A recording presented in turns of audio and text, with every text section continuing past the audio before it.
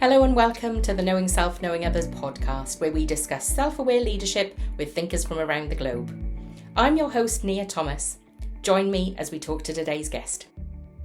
A very big welcome today to Matt Dunsmoor, who is a visionary leader dedicated to reshaping the landscape of work. With a fervent belief that work should be a wellspring of fulfillment for all, Matt has devoted his career to empowering people and organizations to revolutionize their workplace experiences. As the founder and chief vision officer of Octopy, Matt is a seasoned expert in crafting the workplace of tomorrow, and I'm sure he'll tell us a bit more about that in a minute. His journey's been marked by influential roles at organizations like zappos.com and Simon Sinek Inc. He has a background in marketing and sales, software product management, customer services, and organizational governance consulting. He's driven by a singular mission to foster a more human-centered future of work, and he spearheads initiatives aimed at equipping leaders and organizations with the tools to attract, nurture, and retain talent while fostering cultures that authentically embody their visions and values. So, Matt, I'm really looking forward to having this conversation with you and finding out more about your thoughts, ideas, pearls of wisdom, and Octopi. So, tell Thanks a us lot. more about your interest in octopuses. Yeah, so it's an odd story, I will admit, to have a company that's around creating human future of work where it's centered around an octopus. I was doing some traveling. So several years back, it was 2018 to 2019, I was doing a program called Remote Year. And just before that, I had a good friend, and she had kind of bragged to me that she had gotten a tattoo recently. It was this big, a very big tattoo along her side. And so she sends a picture, and it is a gigantic octopus. Uh-huh. And I was just like, I mean, it was beautiful, but I was like, that's interesting. That's an interesting choice. Mhm. I didn't pry too much and be like, what's the deal with that? But I was just like, okay, cool. Yeah, I really like it. And didn't think much about it. And fast forward to those few months later, I was on this program. And so for those who don't know, I was traveling with a community of, I think we ended up averaging around 32 or 3 over the course of the year. But you live, work, and travel with a community of other remote workers, and you live in basically a different country. I mean, it's technically a different city. We spent 2 months in Colombia, but pretty much you spend a month in a different country over the course of a year. Wow. Yeah, so each month we would move to somewhere new, and in our first month, we were in Lisbon, in Portugal, and I remember coming across this tattoo that one of we had city team members who were people who lived there that would kind of be our on-site guides, and she had this really cool unicorn tattoo. So I was like, who is the artist that's done it? So she shows me the tattoo artist page, which is a person that was based there. And on that page is another tattoo of an octopus. And so, it was at that moment I kind of just was like, what is happening? What is with all of these octopuses, octopi? Why are they everywhere? So I just Googled octopuses and how they worked. And when you look at the biology of an octopus, octopuses actually have 3 separate hearts. I mean, they've got a primary traditional one, but they've also got 2 around their gills. And then they have 9 brains. And it makes sense because you'll watch them kind of creep across the floor of the ocean. They're all kind of doing different things. They're just kind of feeling and Yeah. responding as they go. And it just kind of hit me in that moment that, to me, that was the perfect representation of what we want in our organizations, because I'm a big fan of decentralized decision making. If we have a great leadership team in place that is clear about the purpose, the values, what our expectations are, what are our priorities, we need to be able to trust the people at the front lines who are doing the work to execute on that and make the best decisions in terms of the work they're doing as well as for the organization. And so that to me was kind of like the 9 brains, right? We've got the kind of main one, but also each one's kind of helping to inform the others and move together. And then every great organization's got a ton of heart. And so I thought that was a great kind of, and they're adaptable, creative, like all of those things that they represent in these different cultures. To me, was just like a great organization is all of those things. So that's where the name came from. Okay. So essentially, the octopi found you. Mm-hmm. Indeed. Indeed, it did. It wrapped Absolutely. its tentacles around my brain. Definitely. I'm really interested in Octopi, and your founding principles are care, ownership, authenticity, togetherness, and growth. And the reason that I'm really interested in those is because care and authenticity are two directions of my self-awareness compass. So tell us a bit more about what that means for you. Is it just about your organization, or is that how you operate and what you want for others as well? Yeah, so great question. When we first came up with those principles, they were originally, we called them our values. And so for for us, what we wanted to do was give when we were recruiting people to join the team, because we had a hard time at the beginning, just like any other startup. I started off with people I knew, people I was familiar with, who could do the work that I got along with. And as most people who are trying to build a company figure, after a while, that doesn't really scale. And so one thing that I was really clear on from the very beginning was I didn't want an organization that was modeled in my image. I don't believe in that. I think if something's going to stand the test of time, it needs to be about the we, not the me. Yeah. And so for me, that was a big part of why I didn't call it, Matt Dunsmoor, whatever, I didn't have my name on the building or anything like that. Like I want this to, when leadership team changes and evolves, I want it to still be something that means something to people. So when it came to coming up with company values, I knew it was something that it wasn't just going to be me to come up with. And I had had a really good experience working at a great human focused company called Zappos. And they had these 10 core values and they were great. But I also remember them being overwhelming to try and remember all 10 and try and remember to do all 10. And so what I wanted to do was set us up for how do we articulate the kind of culture and environment that's going to help all of our people thrive.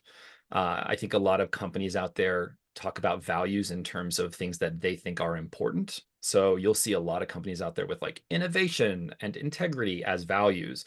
But when it comes to how we expect people to show up for one another and get the work done, it doesn't actually guide us that much. And so I wanted to kind of flip that and focus on these are basically the instruction manual for if you want to be a member of this team, we expect you to show up this way.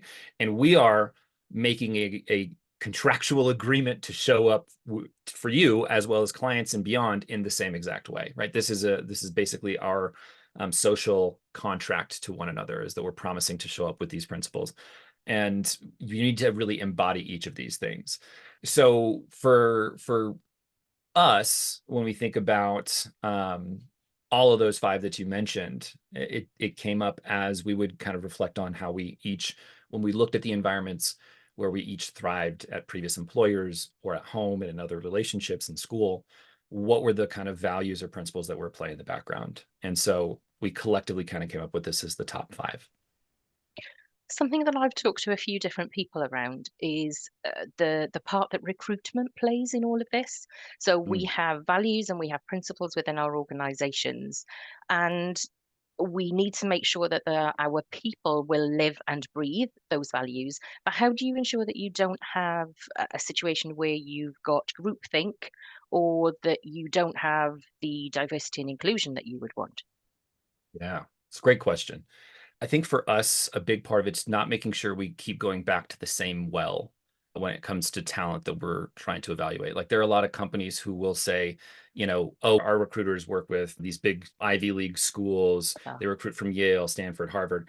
You do that, you'll get people who are highly intelligent and test well and do all of the right things academically, but may not have any varying perspectives on when challenges come, right? If we all have a similar background culturally, if we all have very similar upbringings, if we have similar educational backgrounds, then we're probably, when the problem hits, we're all going to think about solving it in a very similar, if not the same kind of way. And so I think it starts with diversifying your points of entry and where you're actually seeking people out from. And so we have talked a lot about when it comes to finding the right people, like values translate across a lot of those different contexts. So finding people who care about one another, people who are authentic, that isn't specific to one cultural group or one nationality or anything like that, right? So we try to come up with principles that span those, that wouldn't pigeonhole us into we're only going to find people who think this certain way. But along that line, you still have to challenge yourself to say, where are we not looking for people, and often underrepresented groups, people who haven't been given a lot of chances. So we've talked about reaching out to people who are in different countries, different ethnic backgrounds, when we talk about traditional diversity, ages, things like that, genders, but also thinking about the things in people's lives, right? I'll give you an example of an underserved group that we've talked about, which is people who have been in and out of prison. Mm-hmm. They are not given a fair shot when it comes to getting reintegrated into the workforce and making a meaningful contribution. There are a lot of people who have been through that, who have a lot to give and just never get a chance. Yeah. And so are we, when we look at recruiting for roles, are we looking in places like, work release programs? Are we finding out, are we contacting people who are in the know in those kinds of networks? So find the rocks that you aren't turning over, ask yourself why you're not turning them over, challenge your thinking on that, and then go for it. So that, I think, is a big way you can kind of get away from that groupthink, because hopefully if you set your values up in such a way, and you mentioned we've got values, we've got principles, we all kind of different words for maybe sometimes different things, sometimes the same things. But we have to make sure that those aren't limiting us in terms of like the way we allow ourselves to expand solving problems and who we connect with. Interesting that you talked about that. I read a book some years ago now by Matthew Said called Rebel Ideas, and he talked about cognitive diversity and specifically mentioned academic institutions, that if we are all taught by the same professors, it's likely that we're going to come out with the same ideas. And it's the first time I've heard somebody talking about that in practice. So that's really interesting that you're seeing that, living it, feeling it as well. Yeah, well, I mean, this goes to something that you've talked a lot about when we talk about authenticity, right? We have to have the full picture of people's strengths and weaknesses. But a lot of organizations will talk about vulnerability in terms of, we need people to be vulnerable, admit mistakes, ask for help, that kind of stuff. But if that's the only kind of thing we're looking for from people, we're only going to know who's least bad at something, right?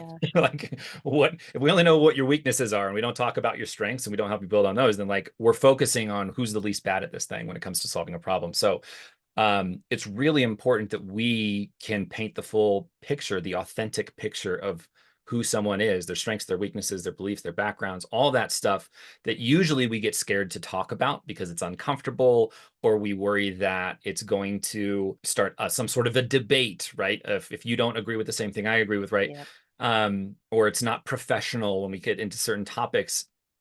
If we are willing to take on some of those trickier challenges, in a meaningful way that is authentic and caring, right? I keep coming back to that word because I think that's really important. Care is the thing that allows us to carry through those and address those tough challenges and have the courage to do so. And also helps somebody kind of lower those defense mechanisms that we've traditionally built up around those topics or those ideas. Yeah. Because if someone is invested in you beyond bottom line performance, or if I give the wrong answer, they're going to think differently of me. Yeah. When we have that feeling about people, we're much more willing to open up and be our full selves and paint that whole picture. And that's what we need as employers, to be able to see that whole thing. And so you talk about kind of that cognitive alignment that people will have from those, we took the same courses, we had the same professors and stuff like that. Like, we need to know the way that people think about addressing certain problems. And it's not a bad thing, for us to have different outlooks on how we would solve a problem. It's good to have that creative tension, as long as we can come to the table in a way that's respectful, in a way that demonstrates that we care about one another, and that it's not a personal attack on you if I don't agree with the framework, or if I have a different idea about it.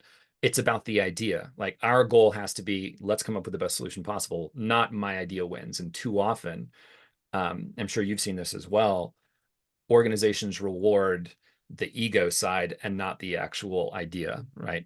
Yeah, that's a struggle. I'm gonna explore that point with you, but there is something about how we disagree on facts. And it's something that I talk about and think about quite a lot, because bottom line for me is I don't want to fall out with people. And because it creates such an uncomfortable feeling in an office. And how do you work with somebody tomorrow when you've fallen out with them today? How do you suggest, recommend, support people to have those disagreements, but ensure that they do retain that care, that authenticity, that those principles that you have within your organizations, but you still may disagree on something? And Yeah. that might be a $64 million question, because I think that's a tough question. Yeah. Well, so I always tell people seek solutions, not silver bullets. So I don't know that there is, one right answer for this question. This is the nature of it is this messy human stuff, right? Yeah. Like there will be times where a lot of it has nothing to do with you, but how I feel coming out of the disagreement has to do with me. And this is where self-awareness comes in, which is obviously something I know you're very passionate about and very knowledgeable about. And so I think the biggest thing is when we feel that sense of tension, instead of going at the other person and really taking it to, I have to engage in a me versus you way, is to step back and first ask yourself, what is it about this that is setting me to, I need to win, right? If you feel that coming on, if you feel like I need to defend myself, right? So my business partner, Gene, and I are working on this book around human focused leadership. We give 5 embodiments that are basically, if you want to really focus on having strong, meaningful connections with people, you got to embody these principles. The first one we start with is curiosity. And because it is such an antidote to a lot of this stuff. Yeah. It's a very foundational practice of people who are successful at, and by the way, I'm a super people pleaser, so I'm right there with you of like, I worry way too much. I'm in my head all the time. One of the things that has really helped me navigate these hard conversations is when I think you're wrong about something, rather than I need to prove to you, you need to see it my way. My first reaction is usually that. My second one has to be to challenge that and say, is there something I'm missing? Maybe there's something that I don't know. Maybe they're seeing something differently. What is it that they're seeing and what's causing them to see it differently than me? So that to me is like that first part is when you feel that tension, rather than resorting to like, I need to get them to see it my way. And you may eventually get them to see it your way. But if you come in with that goal right off the bat, it's me versus you. Yeah. And so I think first you got to seek to understand people. And so when there's that tension, approach it as a learning opportunity. And even if you're not learning about the topic, you're learning about the person. So it's an opportunity to more deeply connect and understand that person. And so then for me, you go in and you ask those questions, and then you have a chance to evaluate and say, okay, I understand now. May I share where I'm coming from? And then you share that instead of saying, no, it's this, it's that, right? You're sharing a perspective. And so just even the way you approach it and frame it up through your language is a big way of diffusing what could oftentimes be one of those really uncomfortable next day bumping into someone in the hall because we had a knockdown, drag out debate. Whereas, and it's hard. This, I will be the first to say, especially when it's about topics we're passionate about, projects we're invested in, right? If I have been in several meetings personally where I've been working on a project, I've spent hours, if not days, working on something, and I'll come to present it to a leadership team. I'll be ready at speaking at a conference.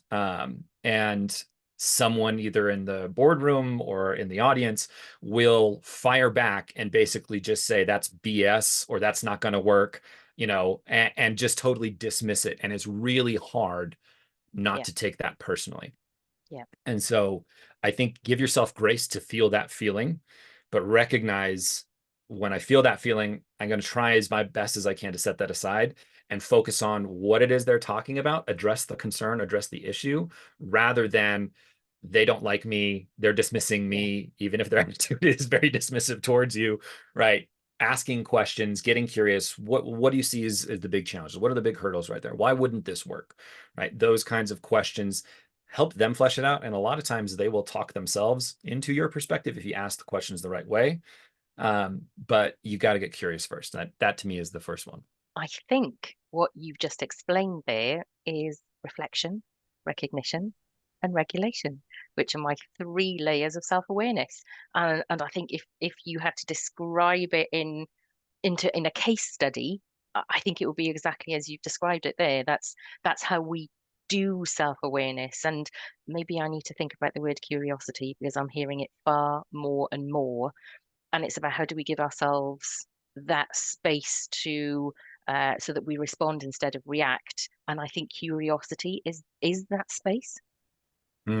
I love that. I love that you break that down into those 3 steps. I think that's a really good encapsulation of the process of it, because it's not just a one step and done. It is those that, Definitely. you got to have those moments for each of those things. And it may be very quick. For some people, it's going to be a lot faster than others. But Absolutely. if you can work on it, it's kind of like that muscle that you build. Gene and I have gone back and forth about this a lot as we've been writing, especially on that chapter on curiosity. Is I grew up, I was not a very curious person. If I look at it objectively, from I would say probably my teens through my early to mid 20s, I was more about proving than I was about understanding. And I think there's a lot behind that. I think if you look at the education system wherever we're at, a lot of us, the currency for kids of your personal value is tied up in how right you are, right? If you're at school, you get rewarded for being right, not necessarily for asking the right questions. Yes. We grade people on their correctness, not their curiosity. And so I do think there is an element of that there. So like, we got to give ourselves some grace, but I just remember it was about accomplishment. It was about achievement. It was about proving. And so it wasn't until I had some experiences where I had to get used to being the not most accomplished or achieved person in a room Yeah. It does you good, and doesn't it, seeing, sometimes? oh, it's tough, Yeah. and it's powerful and hard. Usually those two things come in combination in some Yeah. form or fashion. But it's one of those things that we have to flex that muscle to develop it before we can, we kind of lay out this path to embodiment. The first one is awareness. You got to know what you don't know already. You got to figure that Mm, out. Once we have the awareness, then we have to start practicing that thing. It's still going to be uncomfortable. It's still not going to come naturally. Your default settings are still going to kick in, but you got to be yes. mindful and catch it. And only then, once we do that, can we move towards habit. All right, it kind of comes as second nature. Now I can start making sure I build this into my schedule and my calendar. And eventually, somewhere along the lines, embodying that thing happens. For this, I'm using curiosity as the example, right? It's embodiment is different from habit, and that habit is one thing that we do. Embodying is like, this is part of who you are now. And so like now I would say that curiosity is a core element of who I am. I did not used to be that way, but it is one of those things that's very tough that you have to. And I love, having that space to break it down in those 3 phases, I think is a good way for people to kind of build that muscle.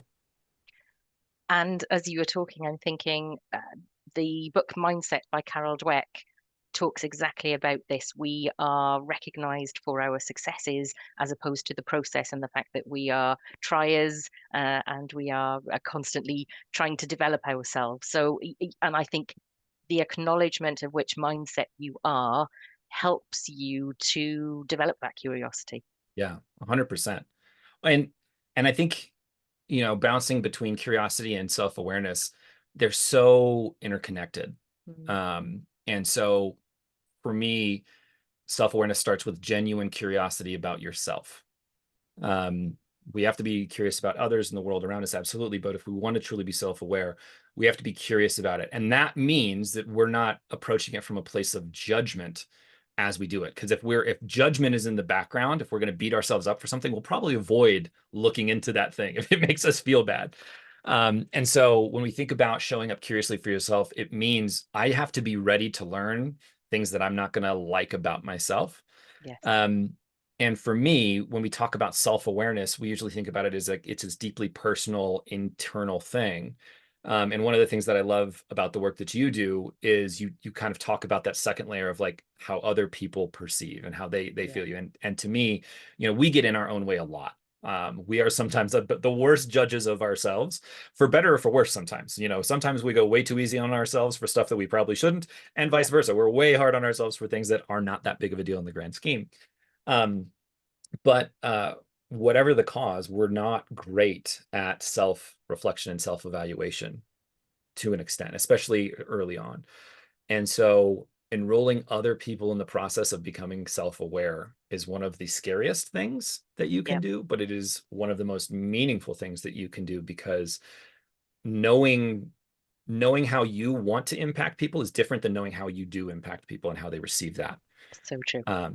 And so when you think about self-awareness, I think it's really important that when we have that curiosity, we open ourselves up to it's okay. It's hard not to get hurt a little bit sometimes, but just know it's kind of like going to the dentist and having a cavity filled. It's uncomfortable in the moment, but after you get it done, you're going to be so much better moving forward, right? It's temporary pain for a long-term gain. And I think if we approach self-awareness in that way, and recognize that it's always going to be ongoing, right? We are going to need to Definitely. continually learn and investigate. It's not just like, you go to the dentist once a year. Hopefully you're staying more reflective and introspective more frequently than that. But as you do that, every time you go into that mode, reminding yourself, this might suck, but it's a huge opportunity to become a better version of myself and to grow. That's one of the biggest ways I can see moving forward. And I think curiosity is a huge tool for doing that. I'm just thinking self-awareness feels like that little sticky post-it note that somebody puts on your back that you can't see, and you're constantly spinning around, just, can I see it? Can I see it? And without somebody else's help, you just cannot see what's written on that sticky note on your back. So yes, absolutely, we can't do this alone. And it might be uncomfortable and this might be something awful written on it, but hopefully with the help of that other person, they can explain to you what it might be about. And with your own curiosity, you can help delve into it and learn from it. And I think, and being selective, especially in the beginning of who you enroll, is important. This is not to say you shouldn't open it up and learn from everyone. Absolutely, you should.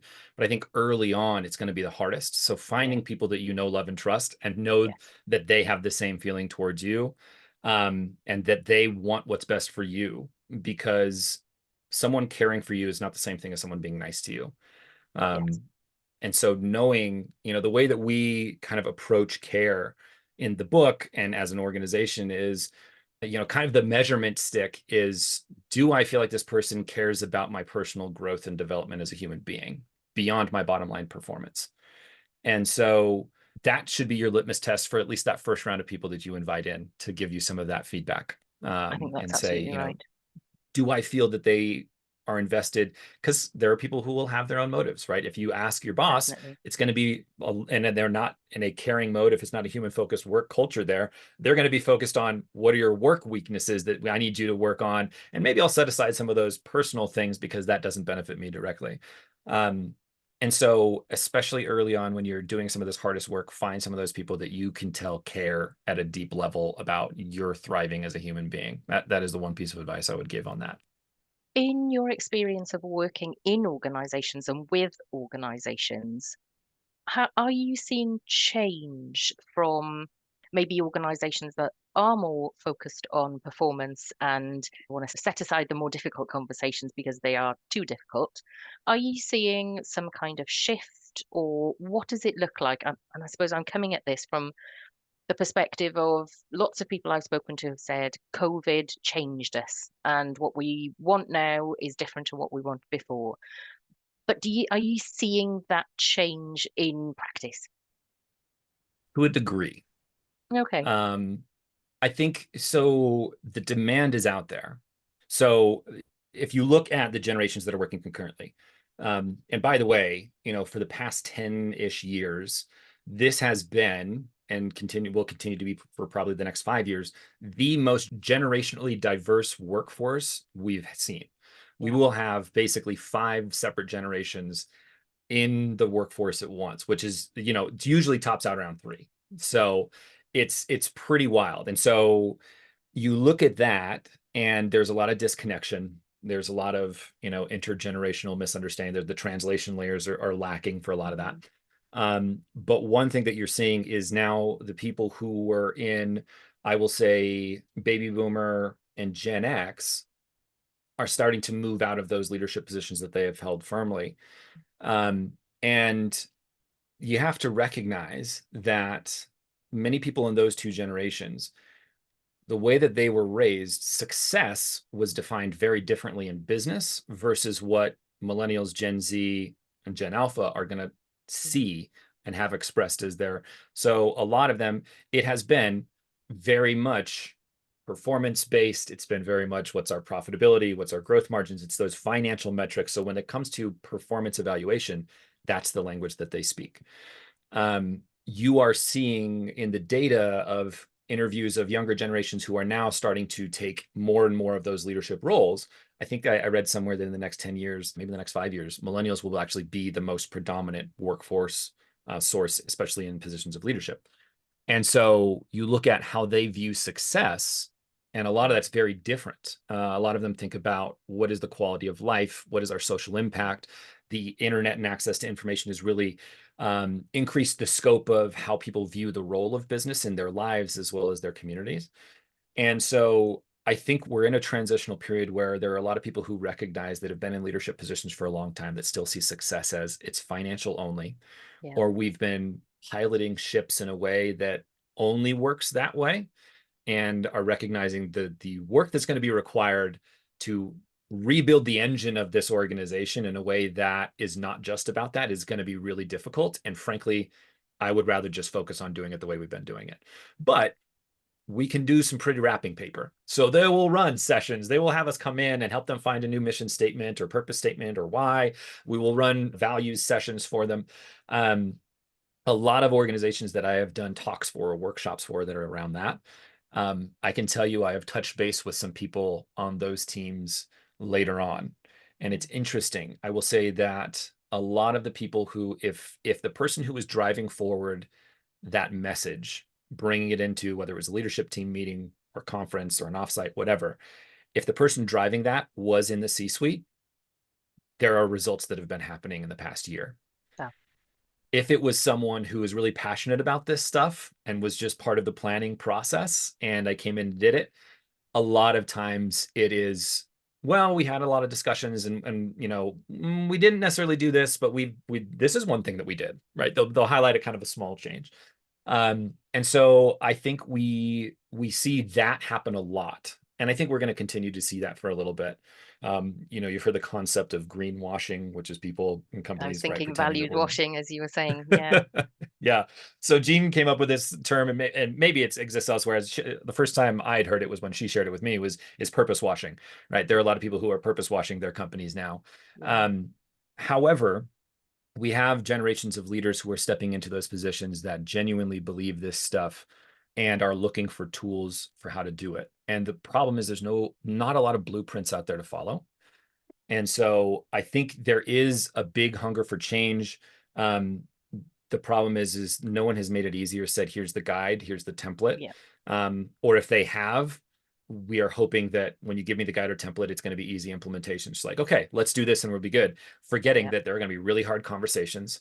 We're going to have to fire some people, and not because they're not good performers, not because we need to do it for the cost. It's because we need to have someone in that position who genuinely believes this stuff and wants to move it forward. And that is a very difficult position to be in if you are stepping into a new leadership role, if you have been the leader and you brought on some of the people that you're realizing aren't helping move that forward, So it's going to be a slow process. I have seen some progress. I frankly see a lot of it in private companies more than public companies, because they are less beholden to shareholder expectations. There's not that public pressure. And that's usually the number one thing I hear from when I work with companies that fresh off an earnings call or whatever, we'll talk about purpose, we'll talk about values. Someone will generally pull me aside and say, yeah, this sounds great, but we still got to do this. Right. We got to worry about these people. And until organizations can find a way to solve that problem or change the way they look at it, it's going to be really tough for them to tackle. Interested in the kind of leaders that you've worked with, because something that I talk about a lot is that leaders have to model the behavior that they want to see. And I'm interested, what's your experience of leaders that don't really demonstrate self-awareness or don't really live the behavior that they want to see? It's interesting because I think a lot of them, you use the word self-awareness right there. I think a lot of them don't know what they want. I think they think they're demonstrating what they want to see until it's inconvenient. There is a lot of leadership, and we see this not just in organizations, but in countries and in local government, where it is, this is an important thing until it's inconvenient for me, then you need to do it, but I don't need to because I'm the boss. Yes. Right. And so I think that group is one group, and they become pretty apparent in times of stress and with more and more transparency into how organizations are run. a lot more people are being able to hold them accountable, which is good. What I think what's more insidious and less obvious is when leaders in organizations, and when I say leaders, I basically mean managers with good titles, when those people make decisions and they have convinced themselves of one reality and they are not living in actual reality. I'll give you a quick example. I ran a workshop with a group. I was working with an executive leadership team and their board, and I was doing a workshop around trust. And I kind of break these things down, and I break it down. And this is work that I've done with Simon's team and with a guy by the name of Rich Davini. Talked about it in 4 phases, kind of building trust. You have to have a circle of safety at the baseline. Only then can people be willing to be vulnerable with one another. After that, then we can have open and honest feedback conversations, which Simon's team calls candor with care. And then finally, we have to be able to live the culture, which means hold ourselves accountable to actually live the values that we say we have.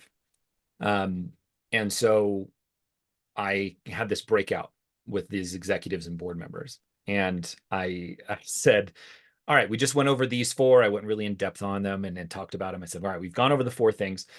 My task for you is you've got 2 columns in your workbook. On your left side is which ones of these are we really strong at? On the right side is where do we need to improve? What are we weak on? And then you've got a box underneath that where you can put all the weaknesses down there and say, what are some things we can plan to do to like improve in these areas? And I specifically said in this moment, if you think you're good at all 4, I would suggest starting with circle of safety, because that probably means people don't feel safe enough to be honest with you about what's happening. And they went into their breakout, and I think there was probably 5 or 6 groups. And we were doing share outs, and the CEO who had been sitting in there, they're in like the second group that shares. And they say, well, honestly, felt like we're really good at all of these. Like, just goes out and says that, right? And the energy kind of shifts in the room, because the first group was very honest. The first group was just like, hey, we're good at this one, but like, here's 3 we need to work on. After that, no one brought up more than 1. Oh, I can imagine. And I actually had someone come up to me and from one of the other groups afterward and said, it's interesting that you said that, because as soon as they shared that they thought everything was good, our group turned to each other and we crossed off. We were going to say all 4, and we crossed off 3 of them. And it just goes to show that when people want to believe something, they will find a way to tell themselves that. And I guess this kind of goes back to curiosity, right? Then them not asking, what am I missing? But it goes to 2 things. I think, one, we have to be willing to see what current reality is, and where it's headed, and not get stuck in our previous ways of thinking. So that leader's thought of what those things meant and what generated success, quote unquote, on their team was fine. It was exactly what they wanted because everything looked good from the numbers. And for other people, their experience was very different because they were living it every single day. The other thing is, when you're in a position of authority, and I think this is really important for people to think about when it comes to these kinds of conversations, is you have to work harder than everyone else in your organization to figure out the truth of what's going on. Because when you are higher up on the hierarchy, wherever you are on that org chart, if you're the CEO, if you're a director, if you're a VP, whatever, the chances that someone who's on the front line, who you could easily fire, if you have the authority to fire someone, or if you're at the level of their boss, they are going to be less willing to share those hard feedback pieces with you, because they're going to be worried about their own job. And so you have to go a long way. You have to be really intentional about creating a space where people feel like they can be open and honest. You have to watch how you're reacting. This goes back to self-awareness, right? When someone says something I don't like or disagree with, how do I respond in that moment? Am I actually embracing that and saying, tell me more? Or am I telling them all the reasons that they're wrong? Am I blowing up at them? Or am I, open to these ideas? It doesn't mean I have to say everybody else is right, but it means that I have to hear them out and genuinely take these concepts and feedback pieces in.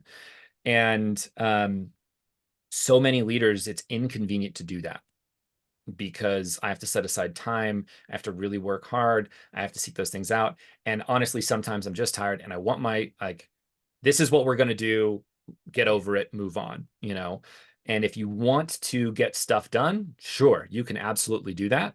if you want to have an organization where people are open, honest, feel empowered, feel high levels of trust, and are willing to go to those places, you're just not going to have a lot of it. And I think that goes into this conversation that we've been having around purpose. Is a lot of people have been put in a position by a leader whose traditional view of success is that financial one.